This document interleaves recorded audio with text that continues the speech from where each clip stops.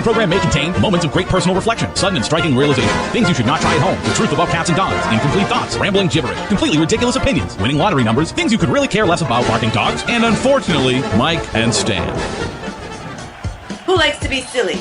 I like to be silly. What kind of radio show is this? This town needs an enema. Stan, I wish you could see the video of that. It's about to get all stupid up in here!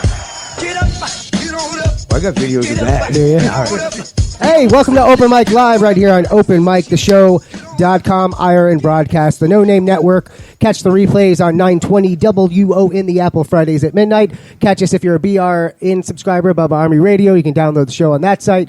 Pulse-radio.net, bringing you the best in all forms of rock from the 60s to today. They got great podcasts on there, lots of shows. I believe they have live shows. They have a couple live shows. I know DJ Crew does some of that there. What else do we got here? That looks like it's done for me. All right, go ahead.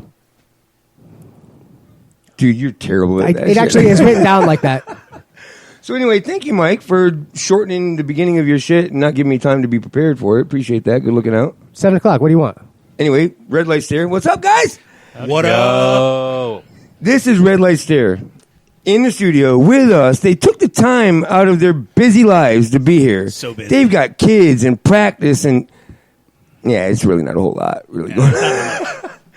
So, the first one here was Mr. Brian, say it? Sherman? That's an easy word, right? I didn't look down in time. That's why I had you say it. Brian Sherman, the new guy. Yep, I'm new. But the most important part of the band. This is just my opinion. The bassist. You must be a bass player. No, I just love the bass because it's simple. No. Anyway, thank you for coming in, brother. Thank you for finally becoming a permanent member of a band Seriously. that had a revolving door for a while. We'll talk about that later. I'm glad to be had. Wait, that was just weird. All right. Are you nervous? You're like beat red right now. You all right? We're going to move in over the sun to, all day, man. Come on. I'm a break. Oh, that's why. to DJ Cano. Disco. Disco. You can. The last name that people have been pronouncing it is a 4-letter word. And people have been Can pronouncing you it. just say it? Kano. Okay. If you're in South Beach. Oh, you Kano. got it. If you're in the burbs. Kano. Or Kano. If you go to Catholic school. That's what's What up. if you're your mother? She never says my last name? You've never been in trouble? No, just my full name, Daniel. Is that how it is? Daniel. Yeah. That's the way the Cuban. So she thought you were your sister. Danielle. It's a Cuban thing, all right? So speaking of Spanish, Ivan Pena. How's it going, brother? Good. Yeah. Guitarist, vocalist. Guitarist, vocalist. Yeah. Dude, you've been in music a long time, huh? Yeah, Disco and I have been playing together for almost 20 years. Wow. That's insanity. This is my longest relationship, even longer than my wife. So I love They him. tend to last longer, bro. And I've never seen him naked, which is a huge thing in a band. I'm just saying. Has he seen you naked? Yes. That's why. Oh, yeah. Yes. Yeah. Remember that shit, yo? 2001? It was a long time ago. How was that for you? I mean, I was stroking it at the time, but I had my shorts on. Oh, so it did not. I didn't Just inspire. kinda my ankles. So speaking of stroking it, I got Kevin A. Holly in the chat. I stroke it to him all the time. Amberly Madden, you all familiar with her? Hey, coming home. Autumn Reed, Amanda Law, she's in the other room right there. Hello. What's Kevin's hot ass wife, Alexandra, and Nathan Dingus. What if your last name was Dingus? I'll take Pena over Dingus any fucking day. He's probably got a piece on him. No, I've seen it. No. He doesn't know it, but he has Windows. Yeah.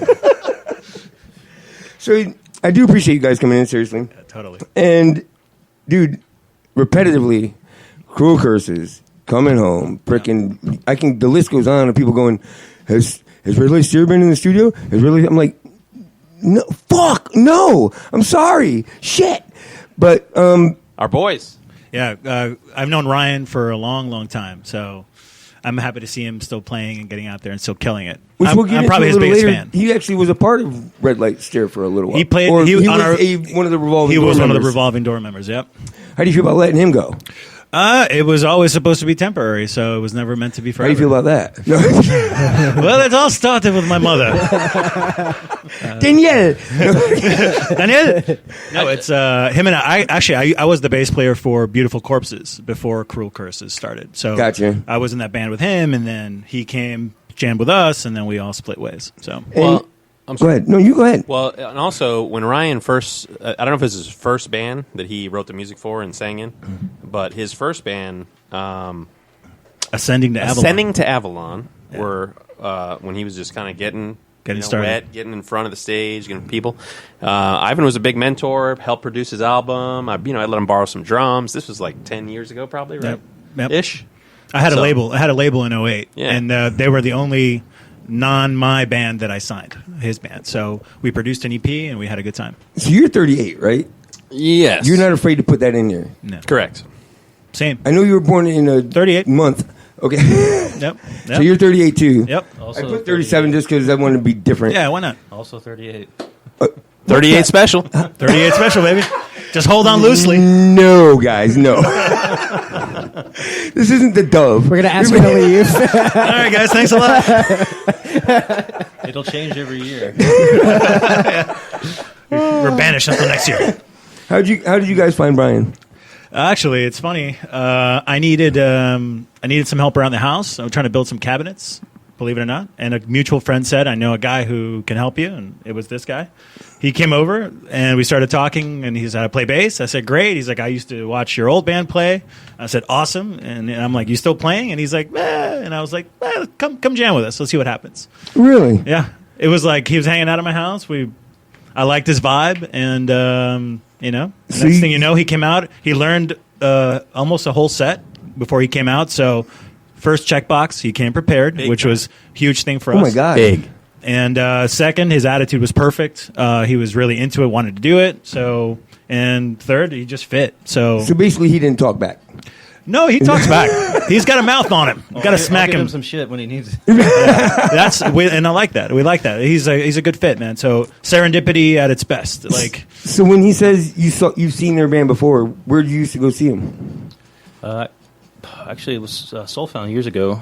My wife and I were kind of fans. The mutual friend that he was talking about, as far as getting that work done for him, she was a huge Soul Found fan.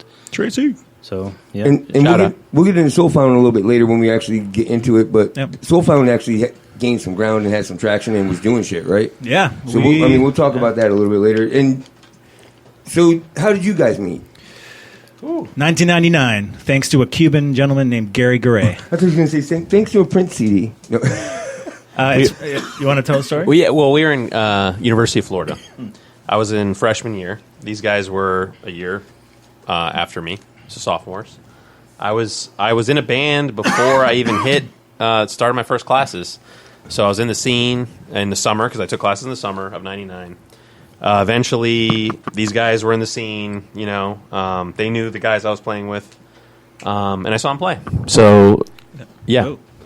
Oh. Once I saw him and I met Gary Garay, the Cuban Tornado, Shredder, Eddie Van Halen, but Steve Vai vibe, amazing. I went and saw him play, and I was like, man, these guys are so good. Their drummers at the time were not great. Not great. But they had recorded an EP earlier that year with a drummer who was sick, like a Berklee College of Music guy, Grammy now, Right. guy. So the music was awesome, and he played it for me at a party. We hung out, we had some beers, we were, chilling. We're feeling the vibe. And I was like, yeah, I'll play with you guys. I had no full commitments at the time. I was like, I'll play with whoever I want to You're play in college, whatever. Yeah. Little did he know he'd be here 20 years later. It's going to be our 20-year anniversary in November, right? Yes, November of '99 was when that's we the gold started. year, right? You guys got to get each other gold. Oh yeah. You're going to go to Penis Park? And I'm gonna surprise him with 2 tickets to South Korea. I was surprising with tickets to Penis Park. Hey Dang Park, whatever it's called. Yes. Google that right now, people. You're going to get a picture of him on the cannon.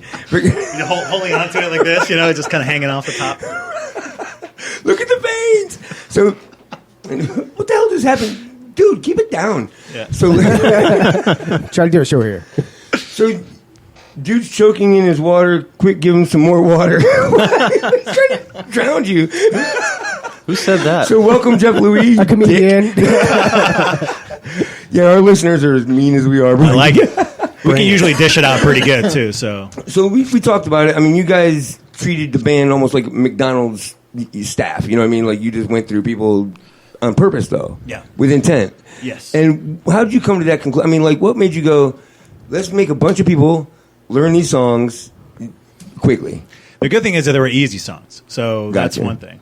But Disco and I, we just got off 10 years of Soul Found. We were loyal to the band. We were just like, that was our life. We lived to support that habit.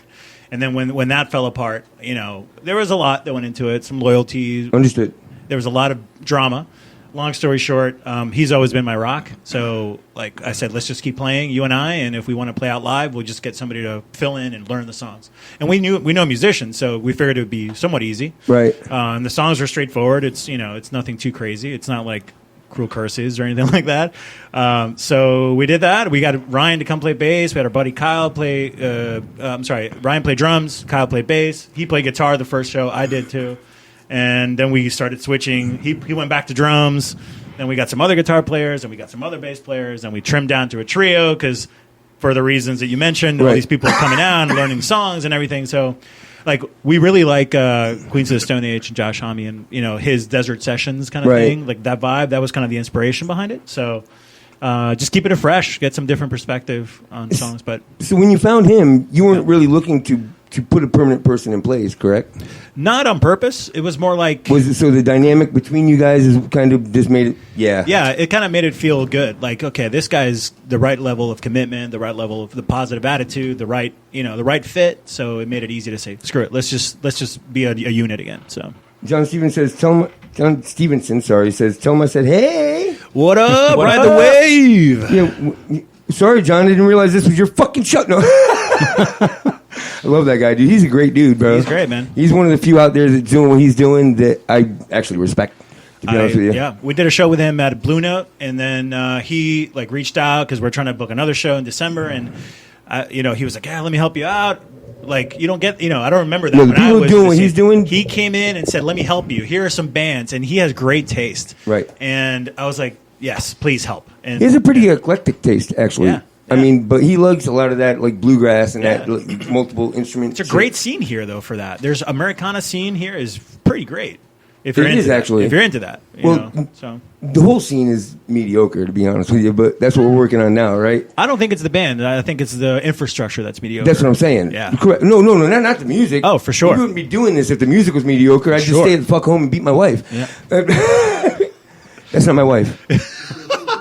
Oh, sorry. Yeah, she's not in the room. That's why I can say that. Come on, bro. Sorry, my bad. What are you doing? We're Latino, you know what I'm saying? It happens. I understand. We cut our wives. No. I don't know what that means, but we're not Puerto Rican, asshole. Look, you don't have to be racist. Let me do that.